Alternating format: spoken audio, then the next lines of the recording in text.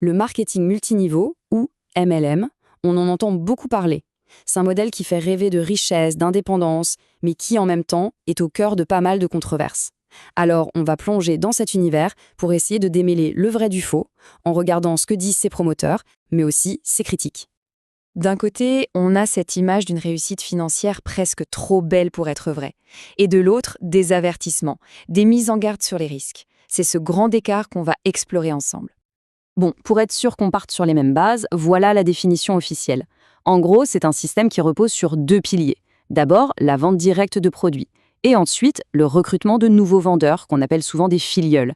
Et c'est là que ça devient intéressant. Les revenus viennent de ces deux activités. Commençons par le côté qui fait rêver, la promesse. Qu'est-ce qui motive des millions de personnes à se lancer là-dedans? C'est quoi, au fond, le rêve qu'on leur vend? L'attrait, il est basé sur un idéal qui parle à beaucoup de monde. L'idéal de l'entrepreneur. Pensez-y, être son propre patron, travailler de la maison, avec un potentiel de gain qu'on nous dit illimité, le tout avec un investissement de départ qui semble vraiment minime. Et en plus de ça, on ajoute une couche humaine très forte, la promesse d'une équipe qui vous soutient et même d'un développement personnel. C'est très séduisant. Et pour y arriver, la méthode qu'on propose est souvent très simple, très directe. Si on regarde les manuels de formation, tout commence par ce qu'ils appellent le marché chaud, c'est-à-dire la famille, les amis, les connaissances. L'idée, c'est de contacter absolument tout le monde, sans exception, parce qu'on présente ça comme un jeu de nombres. Plus on contacte de gens, plus on a de chances de réussir. Logique, non? Et là, on touche au cœur du réacteur, la duplication. Le but, ce n'est pas juste de vendre, c'est surtout de recruter des gens qui, à leur tour, vont recruter d'autres gens. C'est cet effet boule de neige qui est censé mener à des gains exponentiels. Chaque personne que l'on recrute est une nouvelle branche qui peut se développer à l'infini, ou presque. Et voilà, pour finir de convaincre, la promesse ultime. C'est le genre de phrase choc qu'on entend en boucle dans les formations. C'est fait pour que les nouvelles recrues se disent « Ok, je suis au bon endroit, au bon moment, je vais devenir riche ». C'est extrêmement puissant comme message. Bon, tout ça, c'est la promesse, c'est le rêve. Maintenant, il est temps de se confronter à la réalité, celle des chiffres, et on va voir si le modèle tient vraiment la route. Alors voilà, le chiffre qui change un peu la perspective. 99,6%. Selon un rapport qui est cité par la Federal Trade Commission, l'équivalent de notre direction de la concurrence aux États-Unis, c'est le pourcentage de gens qui participent à un MLM et qui, au final, perdent de l'argent. Oui, vous avez bien entendu, qui perdent de l'argent. Ça contraste quand même pas mal avec la promesse de richesse. Alors, on va creuser un peu plus pour comprendre ce qui se cache derrière cette statistique assez brutale. Les critiques, elles, mettent en avant plusieurs choses. D'abord, pour la grande majorité, les revenus réels sont très faibles, parfois même nuls. Ensuite, il y a des coûts au départ. Il faut souvent acheter un kit de démarrage qui peut coûter plusieurs centaines d'euros. Le résultat de tout ça, c'est un taux d'abandon énorme. Près de la moitié des nouveaux distributeurs jettent l'éponge en moins d'un an, souvent parce qu'ils n'arrivent même pas à rembourser leur investissement de départ. Mais l'impact n'est pas que financier. Le modèle a aussi un coût social, un coût psychologique qui est souvent très important.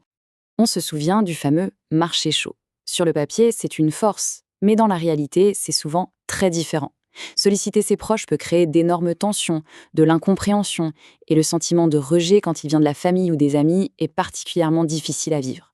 C'est d'ailleurs une des raisons principales qui poussent les gens à abandonner. Ce qui est assez fou, c'est que même les documents de formation internes le reconnaissent. Ils insistent sur le fait qu'il faut avoir une attitude gagnante, un mental d'acier, tout en alertant sur les dangers comme le rejet ou ce qu'ils appellent la torpille de la dépression. C'est une manière implicite d'admettre que la pression sur les distributeurs est absolument intense. Ce témoignage, trouvé sur Reddit, illustre parfaitement cette pression. La personne décrit une réunion de recrutement avec une ambiance qu'elle qualifie de sectaire, où la pression du groupe était si forte que c'en était terriblement effrayant. Ça donne une bonne idée de la charge émotionnelle que ces événements peuvent représenter. On en arrive à la question centrale, la plus grosse controverse qui tourne autour du MLM. Quelle est la différence entre un marketing de réseau qui est légal et un système pyramidal qui, lui, est complètement illégal? Alors, en théorie, la ligne de démarcation juridique est assez claire. Dans un MLM légal, la rémunération doit venir principalement de la vente de produits ou de services à de vrais clients. Dans un système pyramidal, l'argent vient surtout des frais que payent les nouvelles recrues pour pouvoir entrer dans le système. En fait, tout se joue sur 3 points clés. Est-ce que le but principal, c'est de vendre un vrai produit qui a une valeur, ou est-ce que c'est de recruter, recruter et encore recruter? Est-ce que les revenus viennent des ventes aux clients ou des frais d'entrée des nouveaux? C'est vraiment cette ligne que les régulateurs regardent de très près. Mais même quand un MLM est techniquement légal, les critiques ne s'arrêtent pas là. Des entreprises comme Forever Living Products, par exemple, sont souvent accusées de pratiques commerciales un peu trop agressives. On entend aussi souvent que les produits sont vendus beaucoup trop cher par rapport à leur valeur réelle. Et puis, il y a un problème de fond, la saturation du marché. Plus on recrute de vendeurs, plus ils se font concurrence entre eux. Alors maintenant qu'on a vu la promesse, mais aussi la dure réalité des chiffres et des témoignages, il reste une grande question en suspens.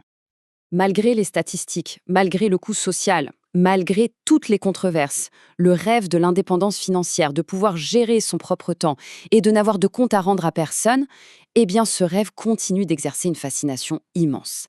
Et c'est peut-être ça, cette aspiration profonde à être maître de son destin, qui explique pourquoi le modèle du MLM, avec toutes ses ambiguïtés, continue de séduire autant.